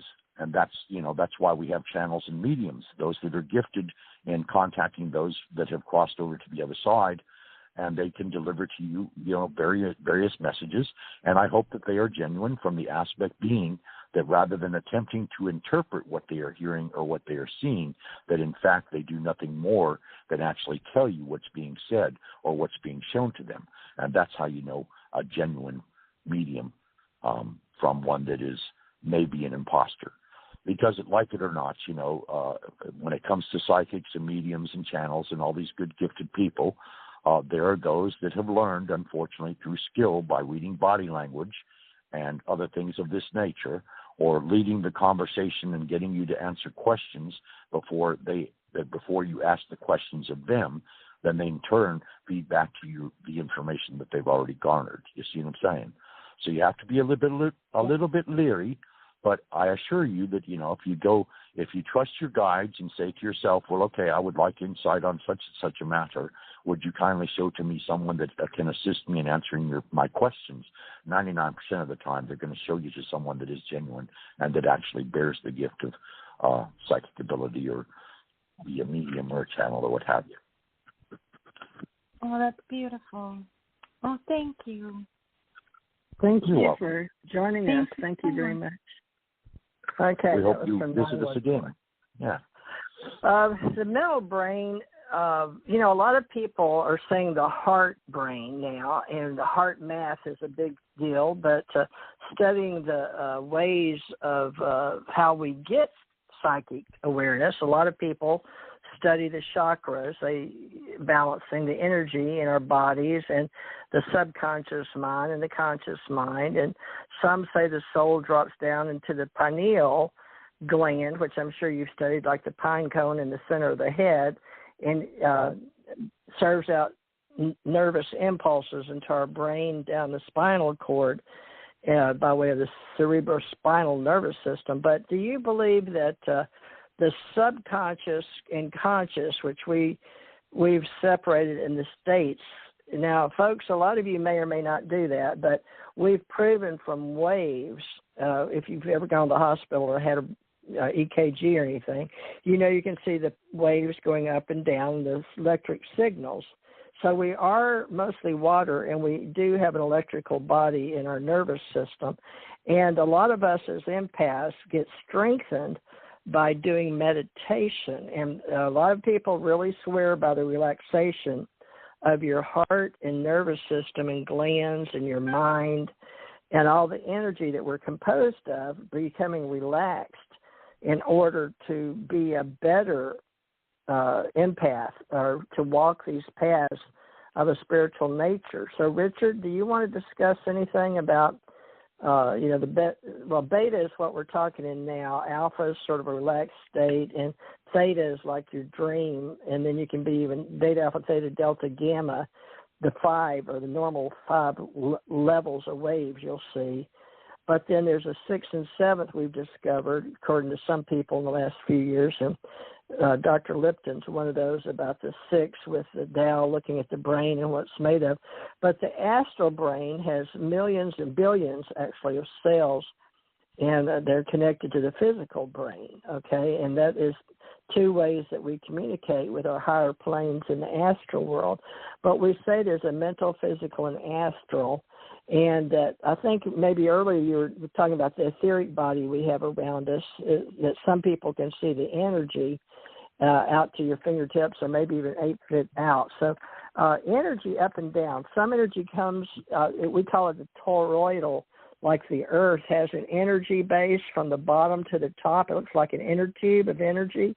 If you've ever seen the earth and the way the energy flows in the grid and the web, we have that around each one of our bodies. So we say that we will sit with our crown, our head. Some people like to stand on their head. I'm not one of them. But to sit with your legs crossed, if you so desire, even in a chair, but to get very still. And your energy goes circular in nadis, we call them, and our chakras, and their energies places, and we use red, orange, yellow, green, blue, indigo, violet, the 7 colors of the rainbow, to help people learn. It doesn't mean they're that color, but the energy that is in the water and in the electricity and in the brain and all of that. So we tend to study that if you've gone into studying metaphysics and the earth tools and the kundalini, the divine spirit, and how we're ruled, and then how mankind has been able to share lots of mysteries that they only taught the royals. And so they became ancient mystery schools because those in power thousands of years ago wanted it that way. Now, sometimes, like the Akasha records that were taken into the crystals that were taken into the earth by Thoth or Tao, me and Richard here, it's Thoth, but he says the H's are silent in Egyptian. So, but I've heard the Jewish, so people call it Thoth, Thoth, basically one of the gods of the Egyptians, the Indians, I guess. So, Richard, talking about dynamic power and the royals, they're the only ones at one time that were taught that, but we're bringing all the ancient mystery schools to everyone now.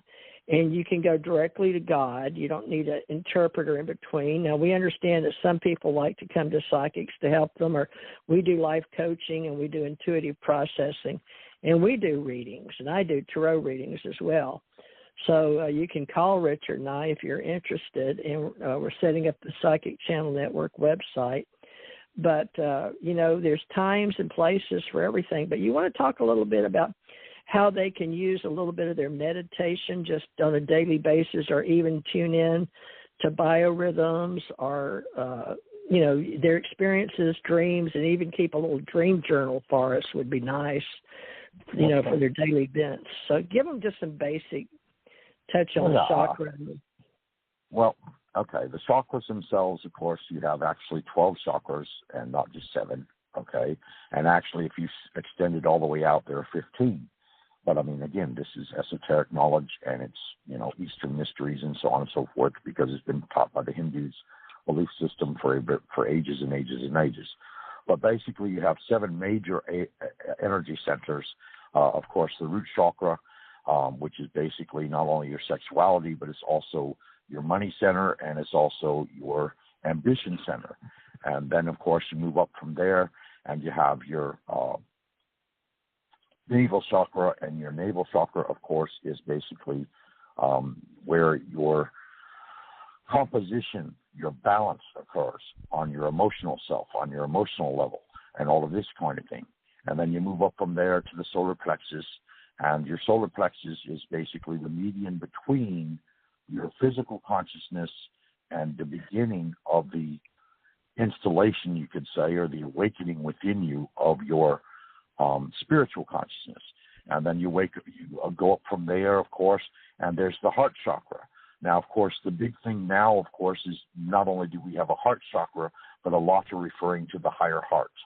Well, the higher heart is kind of like an overlay of your regular physical heart, only it's off a couple inches away or what have you, and it resonates with your spiritual intent and your spiritual love and your spiritual heart. So therefore, your higher heart is your spiritual heart. And, of course, there's also, the teaching that your higher heart is also the presence of God. So, in other words, if you adjust and go past your regular heart chakra and all of that is balanced, then you can reach up into or basically open a portal between your heart chakra and your higher heart. And your higher heart is where God conscious resides. And basically, if you open an interchange energetically between your higher heart and your lower heart, then in turn you begin to become more vibrationally in tuned with your spiritual self.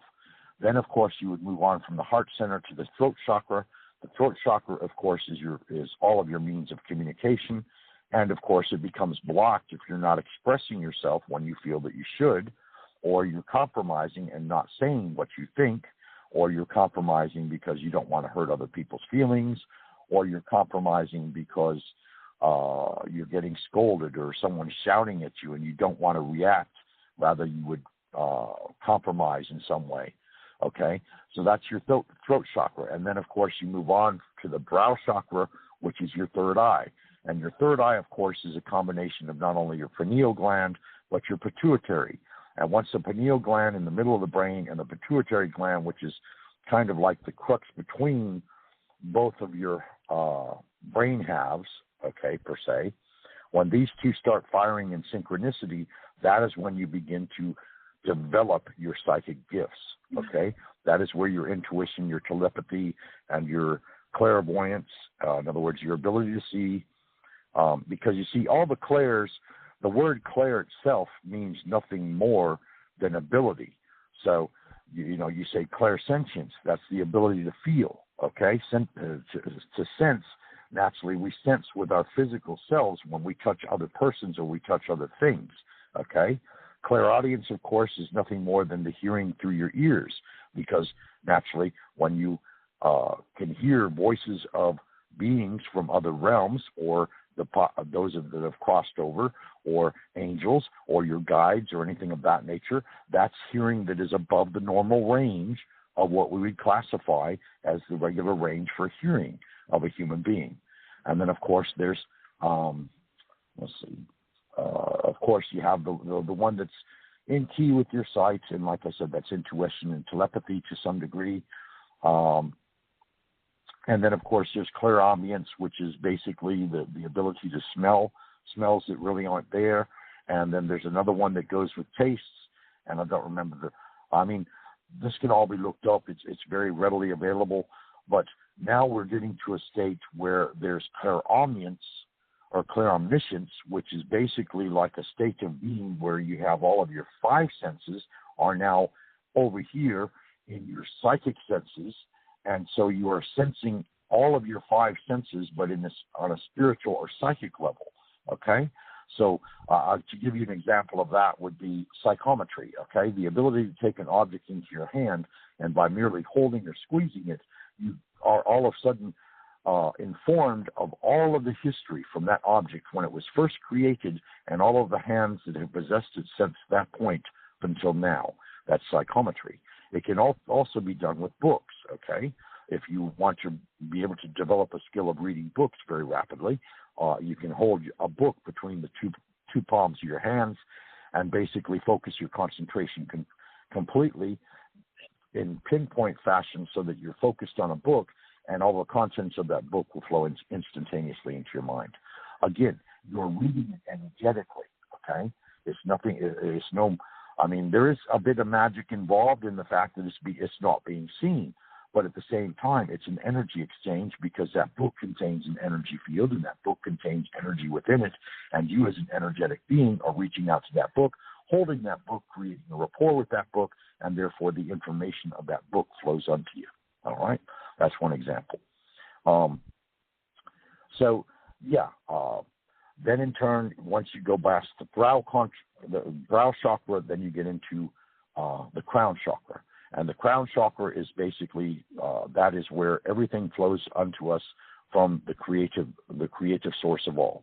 Then, of course, you go beyond the crown, and there is what you call an etheric self or an etheric chakra, and you go beyond that, and there is basically a universal chakra, and you go beyond that, and there is actually a divine chakra, or actually the interlude of where your spirit dwells, basically speaking. In other words, your spirit is kind of like a puppet master, you could say, because up here in the 15th chakra, it's controlling everything that you do physically on the earth plane, and is also advising your spirit of all the experiences that you're having, and this in turn, of course, creates the Akashic record. Now, you also have senses in the palms of your hands, and you also have senses or chakras in the soles of your feet. You should also understand that, using reflexology, the entirety of the body can be controlled through the soles of the feet. And there is a majority of the body, or at least the upper portion of the body, that can be controlled by the hands. And this is all through nerve control and so forth, and applying pressure points and that kind of thing. But, the chakras as a study and as a science have been around for ages and ages and ages. They do all vibrate at a specific color pattern or a specific energy vibration that produces a specific light form. And, of course, you need to balance and center them every day, okay, because naturally what happens is they combine to form your aura, or the electromagnetic field that is around you constantly 24/7, and your electrical field can pick up oftentimes things that do not belong to you. And when you find things that don't belong to you, one of the instant things that you should do every day, okay, is to ground. In other words, you send all that does not belong to you into Mother Earth. You can visualize yourself as sitting in a chair, and you all of a sudden sprout roots through your feet, and your roots go all the way down to the very center of the earth, okay? And this becomes an energy exchange between you and Mother Earth, or Gaia, as she likes to be called, because she is a sentient being, because the earth is alive just as much as we are. And so you do this energy exchange, and Earth helps and assists us in eliminating anything that is negative that we have picked up in our day-to-day lives, or anything that is negative that we may have traumatically held on to, which in turn is blocking any of the chakras. So she helps us to clear our chakras, okay? And this is a balanced state of harmony. And this is what you should do even before you leave your home. Because why? You want to be as alert and in alignment as you possibly can be when you go out into three-dimensional reality, or the reality that we find around us in the material world, okay? Then in addition to that, yes, you can journal, okay? You should journal your dreams. You can journal your psychic or paranormal experiences, and you can the advantage of journaling is you're making a record of the experiences that you have had. And even though they may not make a whole lot of sense to you at the day that you record them, you may go back in time, say a couple of weeks later, a couple of months later, and look at them and read them again, and all of a sudden you will find that they make a whole lot more sense then than they did when you actually experienced them. So it's kind of like training yourself, in a manner of speaking, because you're the one reviewing your experiences, and you're the one garnering all the information and knowledge and experience that you can from them, and as a result, you are benefited by it. Now, yes, there are a great many books out there for dream interpretation and all this kind of stuff. And if you like to read books and like to garner all kinds of different knowledge, that's fine. That's wonderful. But yes, you should keep a dream journal for one. And if you want to keep an additional journal that would list all your paranormal, psychic experiences, supernatural experiences of any kind, then again, that would also be useful. Because then when you come to consult with someone that is trying to give you guidance upon your own path, or insights into these experiences you may have had in the past or the recent past, then in turn, you have this journal resource to say, okay, well, I experienced this and this and this on such and such time, and so on and so forth. And of course, a psychic can garner the information and turn it into a transistor, you could say, kind of like a radio frequency, all right? And that radio frequency will in turn give them back or feedback information to them that will give you further insight on that particular event or what have you. So those are all useful tools. You need to ground, okay? You should center your energy, which means basically you bring your energy into your solar plexus, all right? In other words, once you've aligned all your chakras and they're all clear and balanced and rotating their different ways, you then in turn center. In other words, you bring energy down through the crown chakra all the way to your plexus, and you bring energy up from the earth through the soles of your feet, again to the solar plexus, and they meet and they form a harmonic bond that is like a special frequency that is also a source of protection. Excuse me.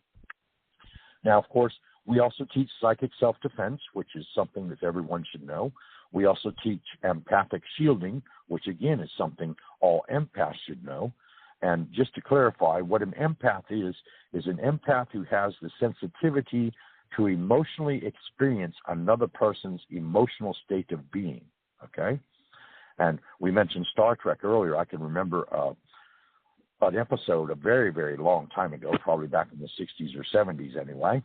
And this particular episode did, in fact, display an empath who had been created, okay, on another planet, another galaxy or whatever that, they had come in contact with.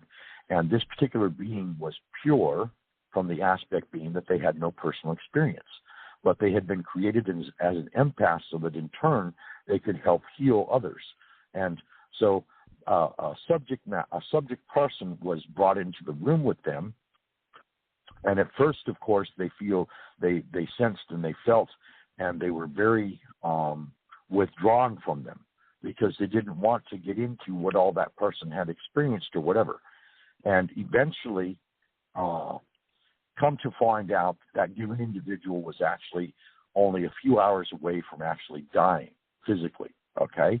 And the empath basically became selfless, all right? And they brought forward all of that, all the emotional state of being of this other given individual who was on, nearing death or what have you. And by doing so, they lifted a great burden off the physical and emotional self of that person and took it into themselves. And by taking it into themselves as an empath, they had the ability to heal emotional states of being. So they were basically healing that person's emotional state of being. And as they healed that emotional state of being of that person that resided within themselves, they were also healing the emotional state of being in the given individual that they were encountering. And once they healed completely, so did the person that was outside of them. And this proved that they were a selfless empath with the ability to completely heal by transposing another one's emotional state completely within themselves, and then in turn projecting energy to them that actually healed their state of being, while also healing themselves internally, because there was the instant recognition that this state of emotional intensity did not belong to them. Rather, what they were doing is transposing it upon themselves so that in turn they could assist the person that was in that state of being. And that's empathy, okay? And of course, it comes in various guises and various degrees. And of course, if you're an empath, I would say very strongly that you need to shield yourself. In other words, you need to get in the habit of creating electrical or magnetic shields of energy all around you so that when you go out, okay, you are not emotionally affected by the emotional states of others that you encounter. And this is especially true in hospital settings, okay? Simply because when you enter into a hospital, there are lots of beings in all kinds of different and not so good states, physically, emotionally, mentally, and there's a great deal of trauma. There's a great deal of surgery going on, and of course there are also the presences of some who have departed and are unaware that they have even passed over, and therefore they are kind of malingering around the hospital. Well, you want to shield yourself from this, from the aspect being that you only help those that you choose to help, because otherwise you will get bombarded and overwhelmed, And you can even become nauseated or physically sick because you are taking in so much emotional energy that it completely overwhelms not only your chakras, but even you as a spiritual entity to some degree. And therefore, it's very traumatic. Whereas if you put up a shield, then the majority of that is kept outside of you, and you basically, as a empath, can pick and choose what it is and who it is and what it is you want to deal with, because you can only heal and you can only help one given individual at a particular time, okay? At least most common empaths, that's the norm. You deal with one person at a time. And so Star Trek did that, right? With Deanna Troi, but she was a Betazoid. She could really get out there and feel everything. Then there was the Vulcan empath. That came forward, okay? The episode that I'm talking about happened way back in the 60s or 70s, just as Star Trek was beginning, okay? I'm not talking about Whoopi Goldberg that starred as well. Yeah, you had the Betazoid. Yeah, you had the Betazoid that of course was an empath, and yes, she could feel the emotions of everyone in the room. And then you had Whoopi Goldberg. She could do the same thing, and she was a bartendress, and I forget what civilization she was from. And then, of course, the Vulcans, that's an entirely different thing because, when you start talking Dr. Spock, he was half human and half Vulcan. So half of him denied his emotions and was able to set his emotions aside, and half of him was human and wanted to actually experience those emotions. So he was oftentimes at war within himself as to which one would win out and which situation was the stronger of the two. Well, they talked about one that said the empaths on Star Trek episode 67. I saw one in 68. But anyway, the point is that they use, I guess, those shows to help teach. No, it said air date 12/6/1968, written by Joyce Muscat, William Shatner, Leonard Nimoy, DeVoris Kelly. So this is the original, Catherine Hayes. And it says star date 5121. But attempt to evacuate Menard 2. Sun goes nova, Captain Spock and McCoy. All right, that must be the one you're talking about. It was called the Empath Friendship Unit. Okay, essential component. All right, well, that's interesting. So I guess we could go back and watch it as well. But, folks, we're here to help you. Catherine Hayes was the original empath, if you're keeping up with all that, Catherine Hayes. So anyway. I guess we've reached our midnight duties here as we're on the cusp of the time, and you've done an excellent job of keeping us entertained. Dr. Richard T. Knight, Sir Richard of our roundtable of psychics. So if you'd like to join us, please let us know. And Richard, how do we find you on Facebook? I've looked several times, but I'm going to go there right now. I'm going to go to Facebook. I am Richard Knight, of course, last name with a K. All right, and I have the Archangel Michael on my profile. I can't find it that way. What name I have sent you three friend requests to each of your profiles that I am aware of. Okay, so all you need to do is look at friend requests. Okay, and then you'll find me. And once you found me, then of course you can add me wherever. But unfortunately, there's a lot of people out there named Richard Knight. I even discovered that I have someone upon the same or similar path in England that is also named Richard Knight, and he's an empath, and he's an excellent tarot reader and a psychic and world-renowned, supposedly, from what he claims. And I neither validate nor put anything negatively against him by any means. I have reached out to him, but we've not made contact yet. But anyway, you can reach me on Facebook. You can reach me on LinkedIn. Like I said, my profile on Facebook is the Archangel Michael with holding a vibrating sword in front of him, waist high, going down towards the ground. In addition, I did have the one you sent me, but it says profile 1016, but maybe you can go in there sometime and make it easier on one of those back things. It'll tell you can make it easier to remember. And so all right. Well, anyway, like I said, I'm out there and I can be readily found. I'm being found by people every day. Or you can directly contact me at rtknight35@gmail.com, or a little longer version, which is spirituality and tranquility, all lowercase, all three words spelled out, and again at gmail.com. You can also find my profile as Richard T. Knight on LinkedIn, okay? And, of course, you are welcome to listen to the archives of our prior shows at tjmorrisetradio.com. And, all of our shows are produced simulcast on YouTube and Spreaker. But anyway, TJ knows a whole lot better than I do as far as all the media forms and so forth. But as always, it's been most enjoyable. And I hope that, perhaps we have shared something that you learned from, or perhaps, in some way you've been benefited thereby.